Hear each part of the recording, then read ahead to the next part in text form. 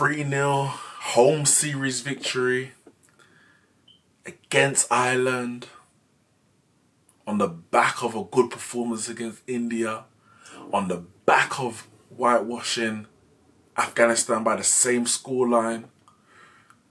I mean, this shouldn't really be a cause for celebration, knowing the stature and the history of West Indies cricket. But the fact that this is our first home series win in ODI cricket since Bangladesh in 2014 shows how far we've fallen.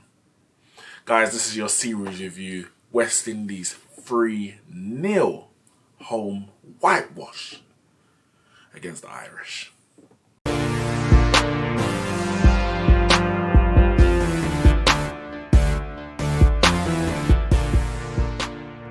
Yes, they came, they saw, and they were conquered. The Irish were conquered, as we expected. Because we should expect. As I said, it's our first series win at home since 2014. But surely we should expect to beat Ireland every day of the week and twice on Sundays. We should. And we did. 3-0 series whitewash sounds probably a bit better than it actually was. I mean, we definitely deserved to win 2. We were lucky to win 1 out of the 3, but we got the 3. We got over the line, and there's so many times over the years where we've snatched defeat from the jaws of victory. It's good to finally snatch victory from the jaws of defeat, especially in ODI cricket. T20s, we done all right. We've won 2 World Cups. Test cricket, we've been steadily improving, but the ODI game seems to get the better of us time and time again. The World Cup, that was a massive, massive disappointment. And things need to change, and things have changed. Of course, Phil Simmons came in as a coach. There was changes actually before the World Cup in terms of the board. Pollard has come in as captain. There's been a number of changes since the World Cup, and they're reaping rewards. As I said, we beat Afghanistan 3-0 in India. We lost 2-1 to India away from home. I can't remember now. It might have been at home actually. But we played very well, and as I said, won one of the games out of the 3. And India are top side, not one to be shirked at, even though they just got battered in Mumbai by 10 wickets against Australia. And now we've beaten Ireland 3-0, the same scoreline that we beat Afghanistan. Series we should be winning, a series we are winning. That always hasn't been the case. So I say congratulations to the boys, congratulations to Pollard, congratulations to Simmons, congratulations to all the boys. And what's even I'm more happy about, so beating Ireland should be a given, but it's a very young team. A lot of change have happened in West Indies cricket over the last year, or even less, to be fair. And it's a very young team.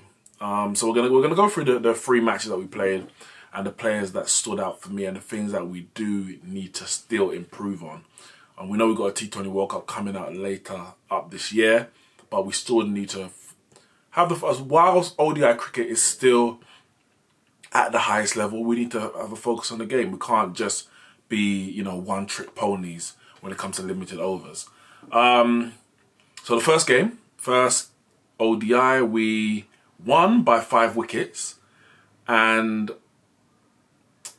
it was, I think, I wouldn't say the highlight of the game, but there was 2 main players. Alzarri Joseph, he got 4 for 32, I believe it was, 4 for 32 from his 10 overs. And I'm so happy about that, because for me, Alzarri Joseph should have been at the World Cup. Kemo Paul, who was also in the team, he should have been at the World Cup. But Alzarri Joseph 100% should be in the World Cup. They went with O'Shane Thomas, and he got a rude awakening, a baptism of fire when it comes to international cricket, and he wasn't up to the job. Alzarri Joseph is a very competent bowler. Before the World Cup, he had played at the highest level in terms of Test cricket, and I'm sure he had played in some ODIs as well. Definitely had, actually, when we played England. And for me, he should have been at the World Cup. So he's come back into the team, obviously, after that, and he's done well, performed again. So we bowled out Ireland for 180 inside 46 overs, 4 wickets for Alzarri Joseph. And actually, let me just mention the team that we came out. We had Hope, Lewis, Brandon King, who took the CPL by storm. Shimron Hetmeyer on the back of a scintillating century against India in the series. Just gone. Nicholas Pooran, Roston Chase, Captain Kyron Pollard, Kemo Paul, Azari Joseph, Sheldon Cottrell, and Hayden Walsh Jr. Again, one of the star performers over in the CPL. So I was happy to see, you know, as I said, a young team with a few experienced players, of course, Pollard being the most experienced there. 4 for 32 for Azari Joseph, 2 wickets for Hayden Walsh, 2 for Cottrell, and 1 for Chase and Paul each. But then it was actually in the chase that, no pun intended, that I would say the story of the game was because Evan Lewis, who didn't have a great World Cup, I think he was carrying an injury, to be fair. No, he definitely was, because I think he missed the, did he miss the first game? He may have missed the first game, but he's definitely carrying an injury. And I think it was only really one game that he really performed in, and I say performed in. He got runs in, but he didn't score very quickly. I believe that was against Bangladesh at Taunton. And he came very, very close to scoring a century. He got 90-90 and he had to hit 6 of the last ball and the ball bounced just inside the rope. But comprehensive victory, 5 wickets, 100 balls to spare. You know, sometimes you might hope, all right, maybe lose a bit less wickets. Some wickets we lost, and I'm going to get on to one of the guys very, very soon. But some of the wickets we lost very cheaply, not necessary. And, you know, against better teams, we have been punished in the past, and we will continue to be punished. So for me, no matter who you're playing, there's a certain level of professionalism and seriousness that you take to the game, no matter the quality of the opposition. But some of our players seem to feel that every ball must go for 6. I don't have to respect the bowler, the wicket, or anything like that. We're going to get onto them.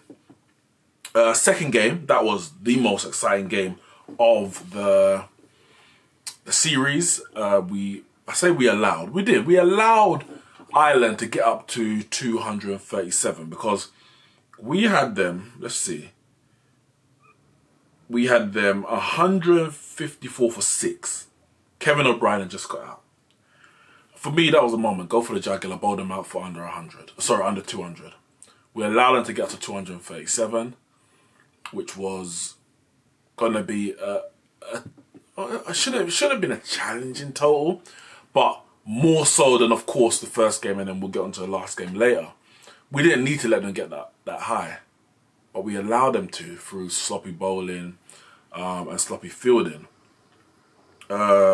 Again, Alzari Joseph, identical figures in that game, 4 for 32. But the rest of the bowlers really struggled. Cottrell, well, he got 3 for 51, went for 5 and over.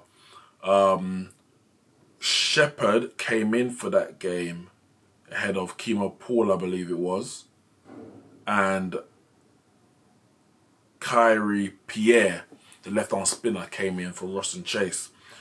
Pierre went for 5, 1 for 50. Pollard went for 15 off his 2 overs. And Hayden Walsh was wicketless, going for just under 6. So the bowlers really struggled to really capitalise on that position that we had Ireland in. But that being said, less than 240 to win a game we should still see through. But then it's the batting. It's the batting. Hope bat goes at 50 strike rate, 25 of 54. That's not good enough. That's not good enough opening the innings, especially when you've got, yes, you can bat through the innings, cool. It's up to others to really push the rate. But you should be taking the singles. I'm not saying take risk, but when you're playing the power play and the field is up, you can score runs without having to take risks. You're a professional cricketer. You are a quality cricketer, as a matter of fact, Shayho. You should be able to, you know, nerdle the singles and go over the infield without taking that risk. But he seems he struggles. He struggles to keep the scoreboard ticking over. And what tends to happen, if he bats through the innings, his strike rate picks up and it looks good in the end. It ends up around 80, 90. but he's putting pressure on his partner every single time because he's scoring too slowly. And then that's when wickets might fall. If your partner ends up being successful with their big shots, then it's all fine. But if they're having to push maybe from ball one, or they feel they have to push from ball one, and they lose their wicket, and a new man comes across and they lose their wicket, then you're in problems. So he needs to take some responsibility to keep the scoreboard ticking over, to allow a new batsman to come in and settle in. That new batsman should not have to come in and be up with the rate or be the one to accelerate the scoring straight away. You need to be already in your flow, allow them to play themselves in, and then yes, they can go big. You don't have to take the risks, but you can't put pressure on your batsman. That's what he does. He tends to do too many times for my liking. As good as a cricketer is, as good as his stats are and the match winning innings he has played, I feel he can be doing so much better. I'm going to get onto someone. I really am. We got a guy called Nicholas Pooran. Quality young player. I saw this guy, the first time I saw this guy, I said, this guy can bat. This guy can bat. And I want to see him in Test cricket. I saw him play T20 cricket. And I said, I want to see this guy in Test cricket. He's got a solid defence. He does play the ball hard, but he's very, very controlled. It's not like he's pushing and it's looping up head, and he knows, it's like he knows when to go big and when to defend, when to, try and pierce the gap, and when to just, hold ankle, go over the rope. He's such an intelligent cricketer, such a young, talented cricketer. He can score pretty much 360. He's got the majority of shots in the game. And he's got the mentality. He knows, and he knows how to judge a situation. He knows what his role is when he comes to the crease, depending on where the match is at. And there's a guy who I'm going to get onto, who doesn't seem to be able to know, and he needs to learn that very, very quickly, or he's going to have an unfortunate short career at this level. And with all the talent that he's got, it's going to be unfortunate. I'm going to get to him. But Nicholas Pooran, I said this guy needs to play Test cricket. He needs to. He strikes the ball so cleanly. And the sound it comes to the bat, I don't remember someone striking the ball so cleanly, so often. Middle of the bat, each and every time. You see, I love him. I love him for West Indies. And I think he's been given a limit of a contract for T20s and ODI, but he needs to be given a red ball contract. Because of course he's going to be touted all over, all the, Indian Premier League, Big Bash, Pakistan Premier League, etc., Caribbean Premier League. We need to make sure that he's playing Test cricket for us. Because as talent goes, he's right up there. Top two,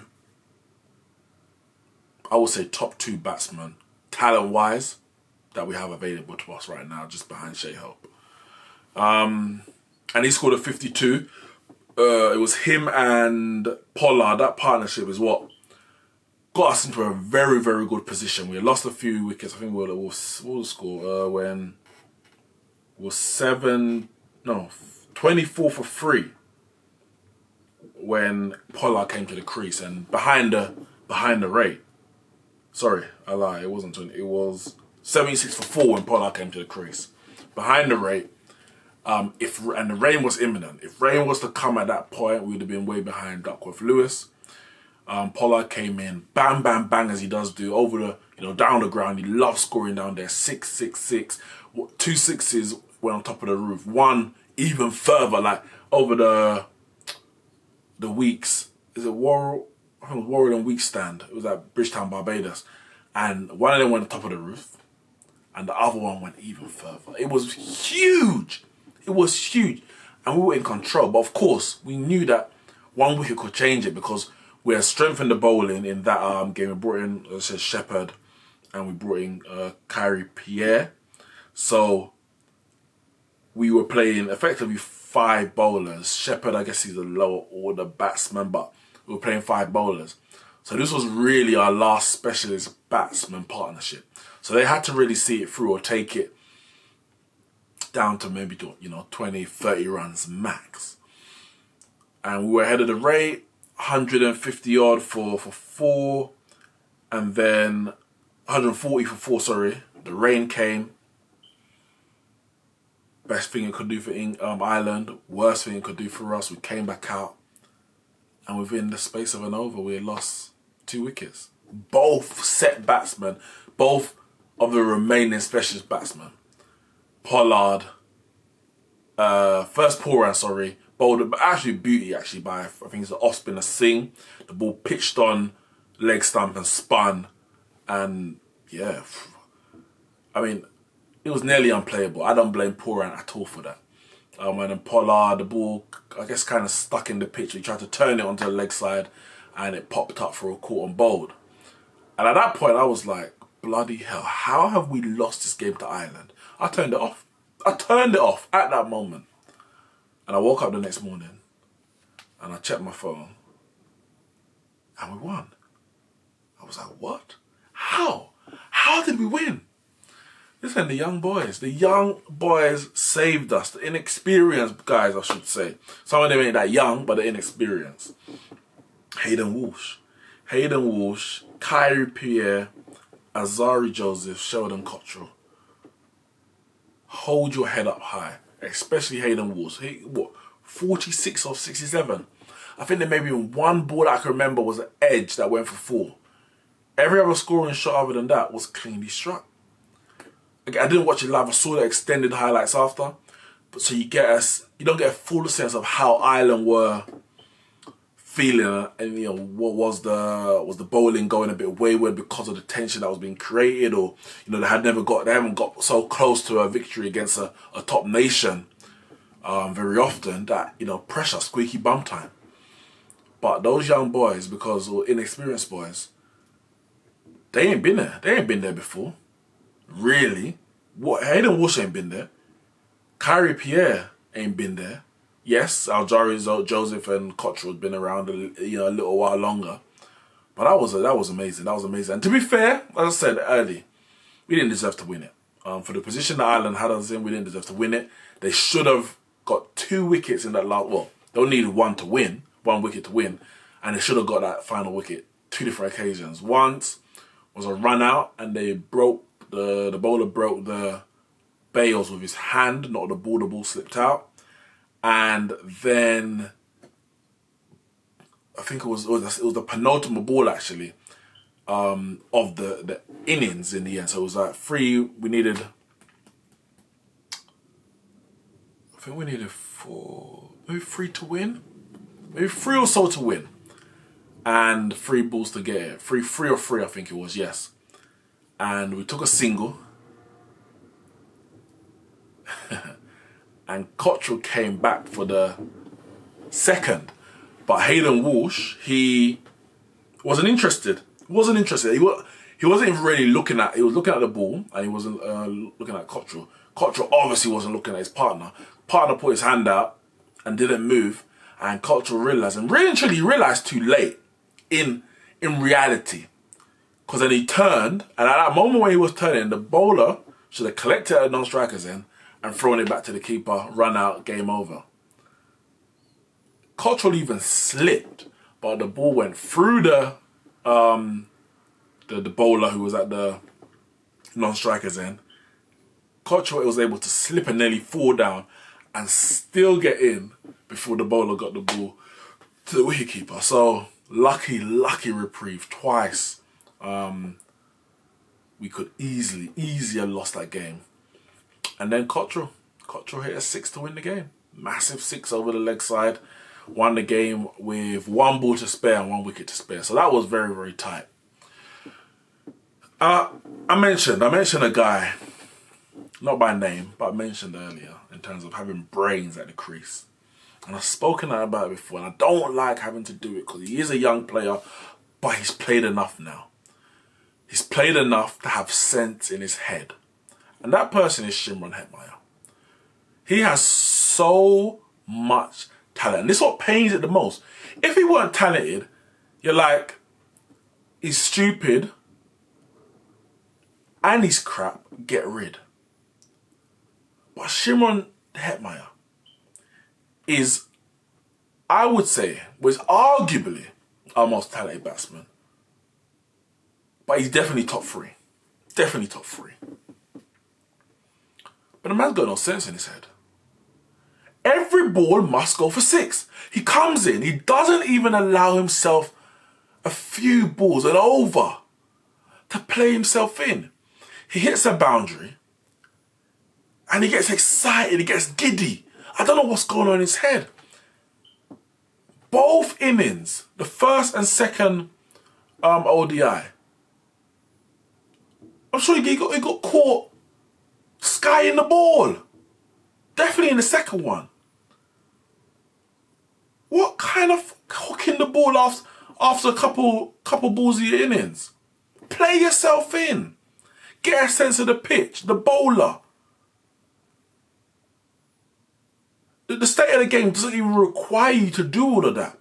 The run rate ain't great. Like, it ain't some exceedingly high required rate. We started the innings needing, in the first game, less than 4. In the second game, less than 5. And you're coming out trying to go Crashman Wallock 666. No sense in his head. This is someone that's played West Indies cricket for too long. Way too long. So much talent has come in. Talent in their hands, but none up there. And I spoke about Pooran, and I said he's got both. But Hetmyer's only got one. So he can score in innings against India. And you say, that is the boy, that is what we want to see. You get in and you carry on, you take it through. And then the next 2 games he throws it away. The next 2 games he throws it away. It's so frustrating. And I said, I wouldn't want that talent to disappear from West Indies cricket. But I don't need that mentality in our side. I say it's played West Indies for far too long. Cannot allow that kind of mentality to be the norm within the camp. Other players must know that can't run. So I was so happy. I was so happy when I saw that Hetmyer wasn't playing the third game. Now, whether they're going to say he was rested, I hope he was dropped. And I hope he was told that if you get out like that again, you will be dropped again. He was dropped, and I hope he learns a lesson. You can't just get away with that. This is international cricket. You're playing and representing your country, your islands, the people of the Caribbean. You can't get away with that kind of cricket. So he was dropped for the third game, and we won it comfortably. I'm not saying it's a coincidence, but when you play sensible cricket, generally, you get sensible results. You get the result that you deserve. Not when you're playing well and you're like, all right, just play normally, we win the game. And you do something stupid and we end up losing from a winning position.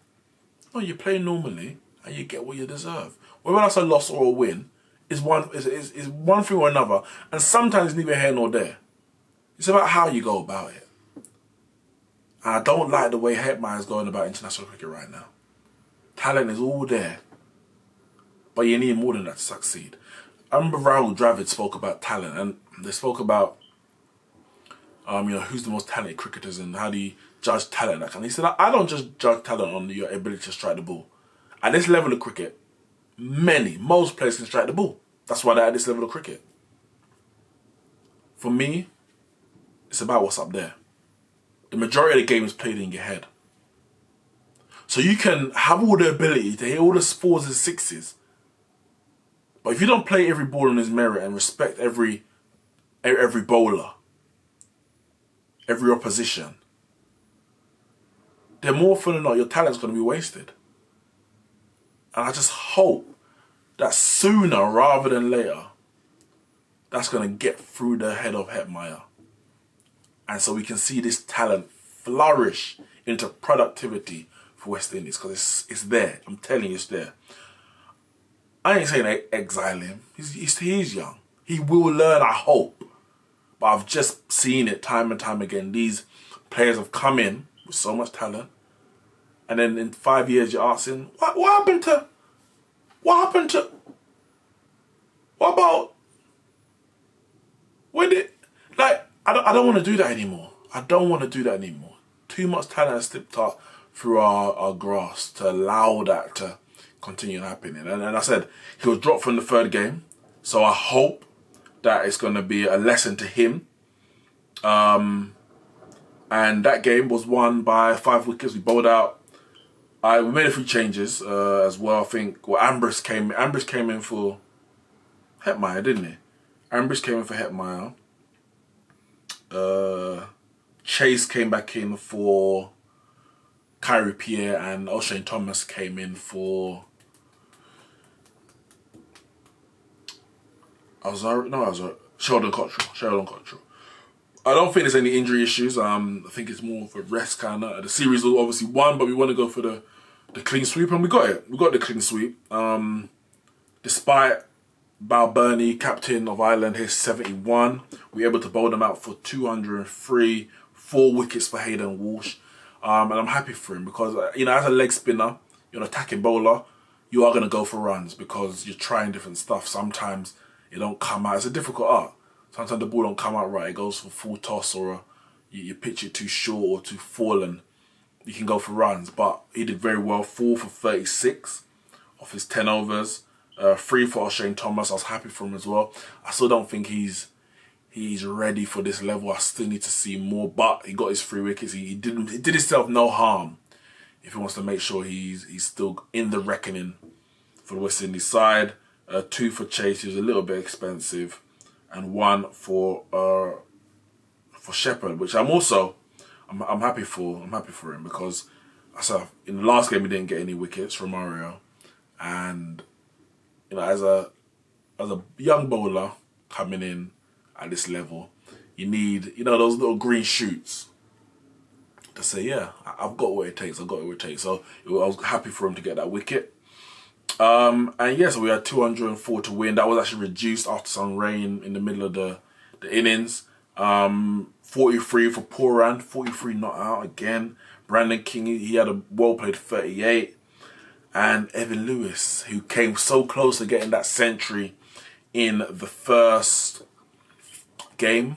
He was about maybe a yard short of a 6 that would have taken him over 100. And he was able to secure that century in the second game. 102, man of the match, man of the series. For me, it was between him and Alzari Joseph. I probably would have given it to Alzari Joseph because of the first 2 games, which won the series. He got 4 wickets in both. And I believe it was actually man of the match in both, if I'm correct. But, nearly 2 centuries for Elvin Lewis. So 200 plus runs across the series for him. I don't begrudge him that. Man of the match, man of the series. 3-0 clean sweep. We've also got T20s coming up against Ireland, but our next ODIs are actually against Sri Lanka. I think we're level on points with them now in the rankings. So if we do beat them in the next series, we will rise up 1 place in the rankings. And I just hope that West Indies continue to progress. I'm liking the look and the balance and the makeup of the team, the staff, coaches, etc., the board, everything that's going on. I'm liking. There's a clear vision and direction, and it doesn't seem as haphazard. And I just hope that the talent that we are showing, we can continue to grow, continue to improve, and we can see the fruits of it on the other side. But yes, can't ask for much more than that. 3-0, whitewash at home. First home ODI series since 2014. It's up to us now, the fans, to rally behind this team, rally behind the West Indies as we're being led into a new era of West Indies cricket. Guys, make sure you hit the like and subscribe button, share this video, leave your comments below, let me know your thoughts, and I'll